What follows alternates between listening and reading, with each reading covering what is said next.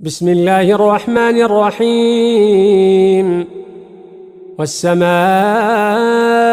والطارق وما أدراك ما الطارق النجم الثاقب إن كل نفس لما عليها حافظ فلينظر الإنسان مما خلق من ماء دافق يخرج من بين الصلب والترائب